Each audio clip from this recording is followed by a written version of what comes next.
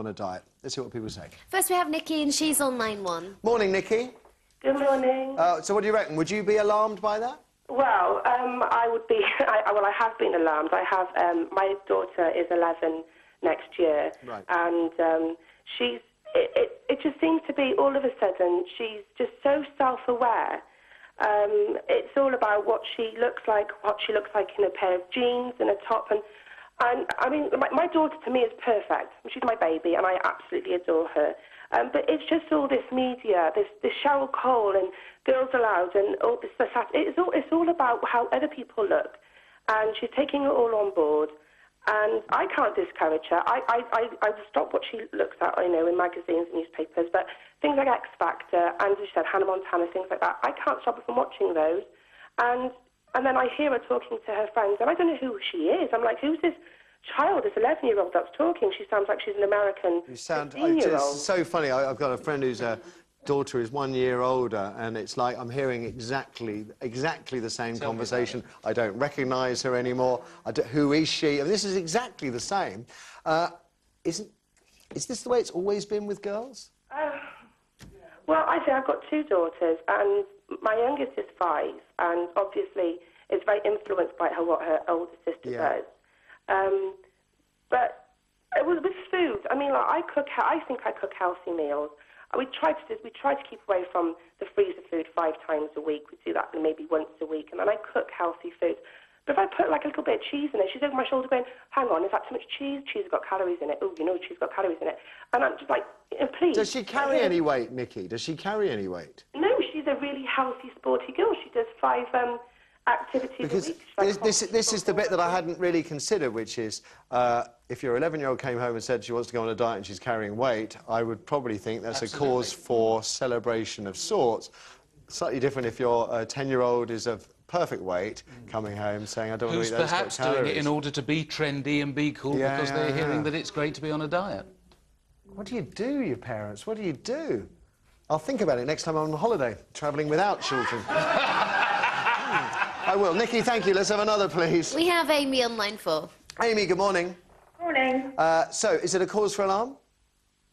Well, my mum was on Weight Watchers when I was about 8 or 9, and then I was curious as to seeing why she was doing this. And I ended up asking if I could go on Weight Watchers with her, and that wasn't a problem. And things have sort of escalated from there. How old were you when you were going to Weight Watchers at the beginning? 8 or 9. OK. That seems ever so young. She went out of curiosity about what her mother was doing. OK. And how did things progress? Well, when my mum started taking like diet pills from like a special doctor, so we used to get them delivered through the door, basically, which basically they're capsules full of speed, so they speed up your metabolism. So that was when I was about 12 or 13, so you wouldn't sleep in the evenings, and then you wouldn't eat all week at all, so you could drop like a stone in a week. With diabetics as well. And then things just escalated from there, unfortunately. I ended up with a laxative problem, and I was fully bulimic by the time I was about 16. I have to say, I'm not that surprised, quite frankly. I mean, it sounds like your mother wasn't exactly setting the best example.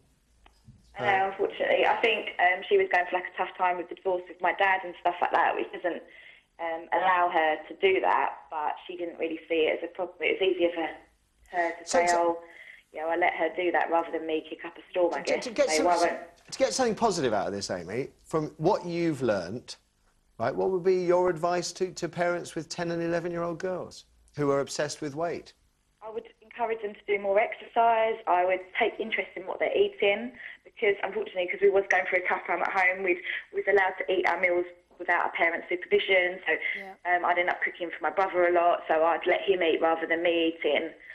I'd just be more aware of what's going on in the family environment and encourage them to do exercise with the family. Okay, can I ask something else? This is probably really unfair, but I just based it from our previous caller there, when she said, you know, I can't stop my daughter watching X Factor and Hannah Montana and stuff like that. Would you try and stop? I mean, is that part of the problem, the images that people are getting, young girls are getting from TV and magazines? Would you try and... I've got to be honest, I wasn't that focused on magazines and television. I was more focused, I was obsessed with how big my stomach looked, and I was scared because of your mum and your mum's issues with weight. Yeah, so I was scared of other people looking at me saying, "Oh, she's put on weight," or And if someone said to you, oh, you look like you've lost weight, that was the best feeling in the world. So I wasn't concerned. I didn't watch much TV, and I wasn't really into looking at the celebrities and seeing how slim and stuff they were, to be perfectly honest. So I think a lot of it is psychological and based on, it isn't all about celebrities and stuff. I do wonder how much of it comes through from the parents. I do like Amy's point, actually, of bringing back the nuclear family to have a sit-down meal at the end of every day, because also you're monitoring what your kids are eating and you're making the mealtime. Just remember those images, though, of the mum squeezing the burgers through the bars of the school gates. Right, just because mum and dad might sit down with their children doesn't necessarily mean you're going to get a healthy food. Yeah. I think, Ben, your point, I mean, God bless Jamie Oliver. I mean, history might recall him as a guy who saved tens of thousands, if not hundreds of thousands of lives. Yeah. Amy, thank you. Let's have one more before the break. We have Mary, and she's on line 3. Mary, good morning. Oh, hello. Hi there. Diets and 10, 11-year-old girls. What are your thoughts, Mary? Well, I have a daughter who's just turned 13. Do you recognise her? Does she make any sense to you? Does she make any sense to me? Yeah. It's just that previous caller saying, I look at my 11-year-old, I don't even recognise who she is. I'm deeply heartened by the fact that every time she sees a photograph of Victoria Beckham, she always says, that woman doesn't eat properly. And I think, and that really just warmed the cockles of my heart, I have to say. She's not very good at singing either, but that's a story for another day. Shut up. I was there. The first ever Spice Girls gig, I was there. I've got the scars. Sorry, Mary.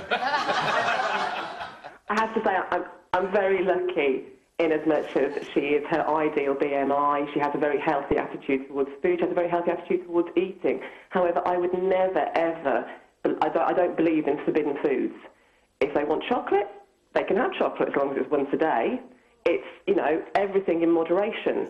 They eat freshly cooked. But Mary, let's say we're starting with a child that hasn't come from a family like yours, where they have eaten nothing but chocolate burgers or whatever and sat on their lardy backsides playing video games. What do you do with them? Do you say then don't diet, or I mean, it could be life-saving. Change your diet, certainly. Change the diet. I mean, you absolutely change your diet. I think education, and again, I know it's easy to say, it's an easy word to chuck in there, but, you know, the terrible education as far as nutrition goes is appalling, I feel. OK. Mary, I'm going to jump in there. I mean, we've ended up where we began with you, Natalie, haven't we, really? Which is that healthy eating and exercise is the way. OK, thank you. Fascinating. Parents finding that they don't recognise their 11-year-olds. This is probably a universal. And it's the girls rather than the boys, I'm told, as well.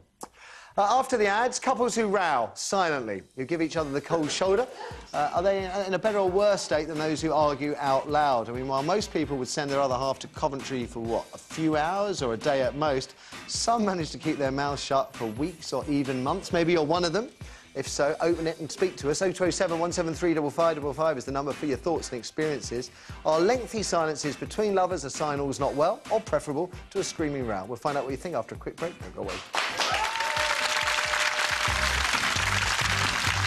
How long in total does the average couple give each other the cold shoulder every year? 2, 5 or 10 days? Find out after the ads.